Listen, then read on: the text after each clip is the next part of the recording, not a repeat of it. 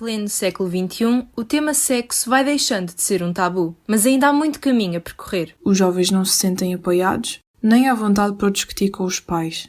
Em vez disso, recorrem aos amigos e à internet em busca de respostas. Afinal, qual é o papel das escolas na educação sexual? Eu sou a Marta Carvalho. Eu sou a Beatriz Figueira. Eu sou a Mariana Coelho e este é o Repórter 360.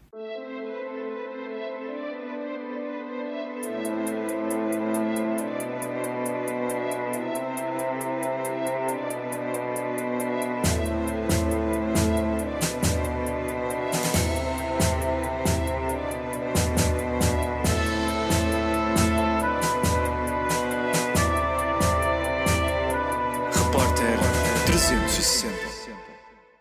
Falámos com 3 jovens com idades compreendidas entre os 15 e os 21 anos para entender que relação têm com o sexo. Maria Leonor Viegas tem 21 anos e está a estudar literatura inglesa e estudos americanos na Universidade de Manchester, na Inglaterra. Eu tinha 16 anos quando perdi a minha virgindade. Foi uma experiência boa. Senti-me extremamente confortável, bem comigo mesma. Foi uma experiência saudável e segura e não me senti pressionada. Já a Beatriz Alberto, que tem 15 anos e está no 10º ano do curso de Línguas e Humanidades, ainda não iniciou a sua vida sexual. Eu acho que se nós perdemos a virgindade muito cedo, acham que somos umas pessoas horríveis. Eu acho que cada um tem o seu ritmo e acho que não se deve diferenciar só por perdermos a virgindade mais tarde ou mais cedo, porque acho que é igual, sendo sincera, e se estivermos preparados para perder cedo, acho que devemos. Se estivermos preparados para perder mais tarde, devemos. É conforme cada um. Mas muitas vezes os jovens acabam por ceder à pressão que os rodeia, quer seja porque perdem a virgindade demasiado cedo ou porque perdem tarde demais.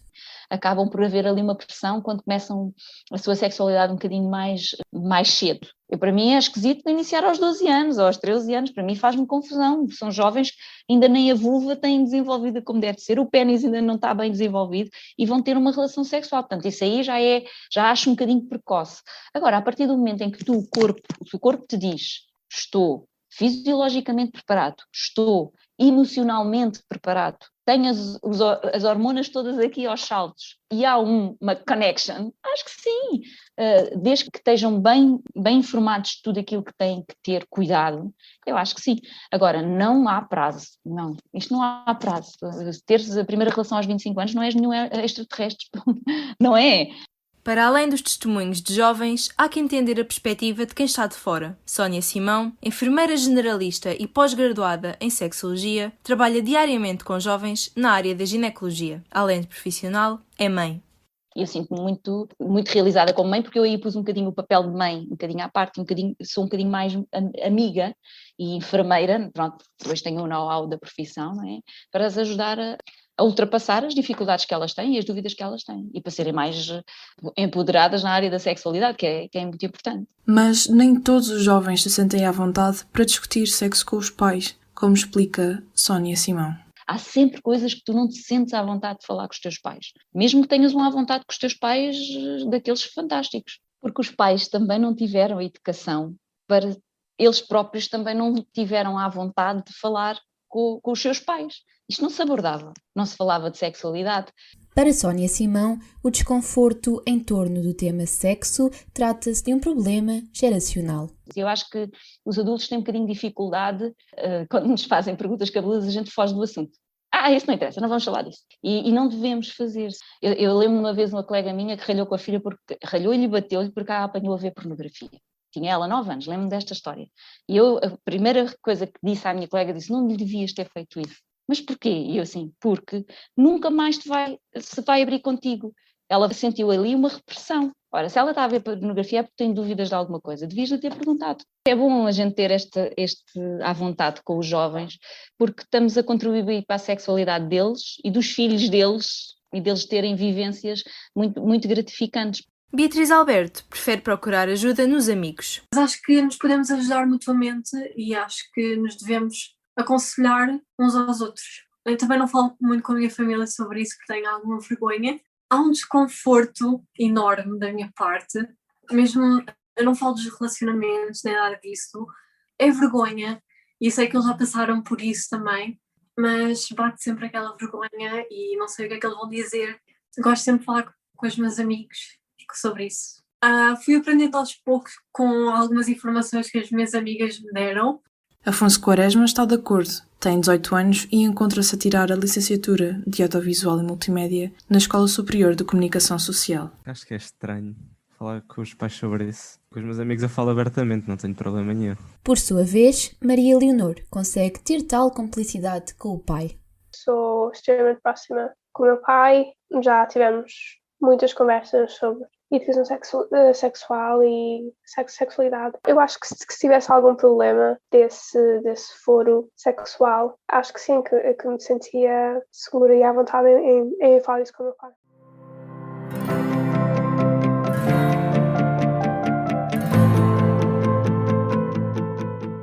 Maria Leonor acredita que existe uma maior abertura entre as mulheres do que entre os homens para abordar assuntos relacionados com a vida sexual. Eu acho que as mulheres são mais abertas em falarem sobre essas coisas, os homens nem tanto, que eu tenha visto, claro.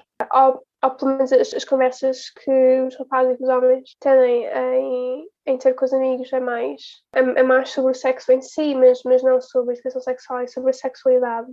Enfermeira há 24 anos, Sónia Simão confirma este pressuposto. Os rapazes ainda têm muito caminho a percorrer e têm que deixar de ser tão... que sabem tudo. Pronto. Nós também não sabemos tudo, mas nós falamos umas com as outras e procuramos informação e somos mais faladoras, por natureza, não é? Os homens fecham-se nas suas cavernas, nos seus espaços, não vão à procura. E quando vão, tanto homens como mulheres encontram na internet as respostas ao que procuram, mas nem sempre são as corretas.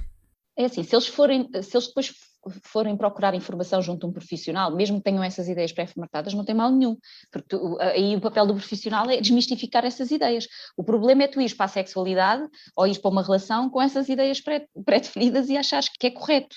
Para além do Dr. Google, também a pornografia alimenta ilusões. Onde é que os jovens homens vão aprender, e as mulheres também, já muitas raparigas, sobre sexualidade na pornografia? Pronto, na pornografia eles acham que é assim, pois vão para o mundo real e acham que a mulher tem que ser tratada daquela maneira. E a mulher vê também pornografia e acha que tem que fazer exatamente a mesma coisa. Pronto, são estas coisas que, por exemplo, também não são abordadas nem faladas. E que seriam muito mais, se fossem abordadas e faladas, seria muito mais fácil e as coisas fluíam muito mais facilmente. Hoje em dia, há cada vez mais jovens a recorrer ao entretenimento para satisfazer curiosidades. Certas séries já são criadas para isso mesmo. A internet tem-me ajudado a aceder a essas conversas sobre o consentimento e sobre a sexualidade feminina e tudo o que abrange esses dois ramos.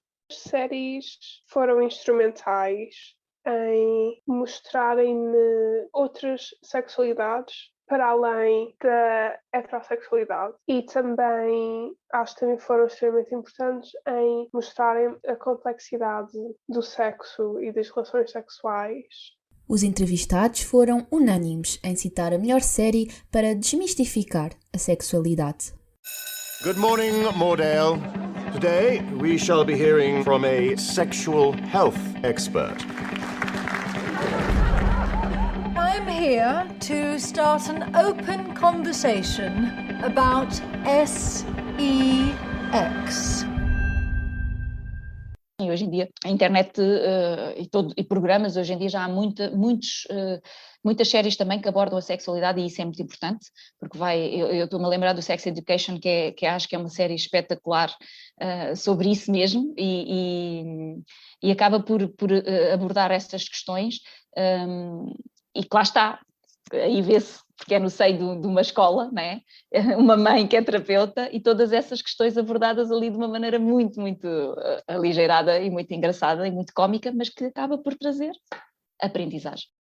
Mas de onde surge esta necessidade de recorrer à internet? Por que existe esta lacuna na educação sexual? Em termos de reprodução sexual e de doenças sexuais, em termos dessas coisas, eu acho que a escola foi o sítio principal, mas sim, em termos de reprodução e da puberdade e dessas coisas mais biológicas, eu acho que a escola foi um sítio muito importante para adquirir essas noções de educação sexual. Eu acho que em termos de aprenderes como é que as coisas funcionam e o que esperares, o que podes esperar quando chegas àquela idade e as mudanças, essas coisas todas, eu acho que a escola te prepara muito bem, ou pelo menos preparou muito bem, mas em termos de começar a tua vida sexual, eu acho que não, porque há ainda muitas coisas que não ensina, nem fala de, por exemplo, consentimento. Para Sónia Simão, a forma como as escolas abordam a sexualidade não é suficiente. Mas, para a profissional de saúde, a iniciativa também tem de partir dos jovens que se mostram desinteressados. A escola em si tem essa responsabilidade, mas aqui há uma falha muito grande entre o Ministério da Educação e o Ministério da Saúde. Porque é assim, as escolas têm os gabinetes de apoio e os jovens não vão lá. A gente na escola fala do biológico, dos métodos contraceptivos, mas depois não falamos dos afetos e destas coisas que são muito importantes, a masturbação, o conhecer-nos, o conhecer o outro, saber, o falar, a comunicação entre os casais, que é muito importante. São as mulheres quem procura o gabinete de Sónia. Para a especialista, a ausência do sexo masculino deve-se aos preconceitos presentes na sociedade. Nunca tive um rapaz, por acaso.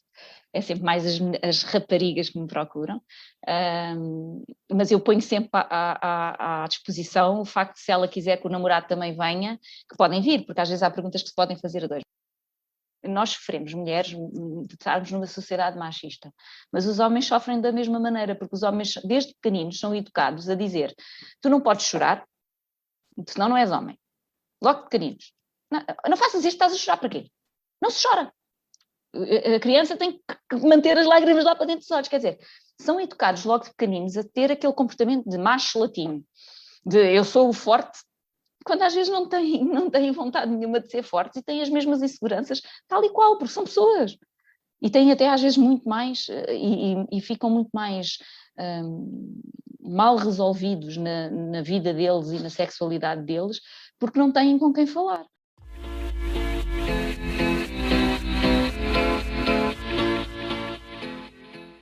A falta de naturalidade no que toca às conversas sobre sexo promove a ignorância. Sónia Simão que o diga. Mas masturbar-me, mas porquê?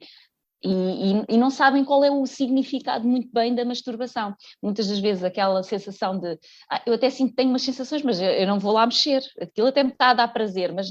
E eu digo exatamente o contrário: não deves mexer, deves procurar, deves conhecer-te, porque isso é meio caminho andado para tu saberes depois aquilo que gostas quando estás com outra pessoa. Quando eu estou a fazer os ensinos e as mulheres dizem: mas eu tenho que pôr o dedo na vagina, e eu fico assim a olhar, e eu, pois, como se meter o dedo na vagina fosse uma coisa fora do normal, e é uma das perguntas que eu faço logo assim: então, mas a senhora não se masturba? Parece que eu estou a fazer uma pergunta de outro tempo. A verdade é que, para muitos, a sexualidade permanece um tabu. Acho que é um tabu social, cultural. Pessoas mais conservadoras e mais católicas, especialmente vejo isso em Portugal, é mais difícil de se ter essas conversas mais abertas. Conversas que são extremamente importantes no nosso desenvolvimento, como adolescentes e como adultos e como pessoas numa sociedade de uma forma saudável. Por isso, sim, acho que ainda não chegámos lá. É indiscutível que as escolas têm um grande papel na educação sexual, mas não fazem milagres. Os jovens têm de perder a vergonha e encarar o sexo como algo natural. Têm de saber procurar a informação nos sítios certos e de a utilizar da melhor forma. Só assim se conseguirá extinguir o tabu que o sexo ainda representa.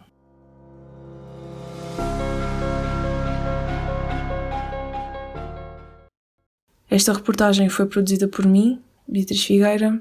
Por mim, Marta Carvalho. E por mim, Mariana Coelho. A coordenação é de Marina Serrano. O genérico é de Luís Batista e o design de Carlota Real e Cláudia Martina.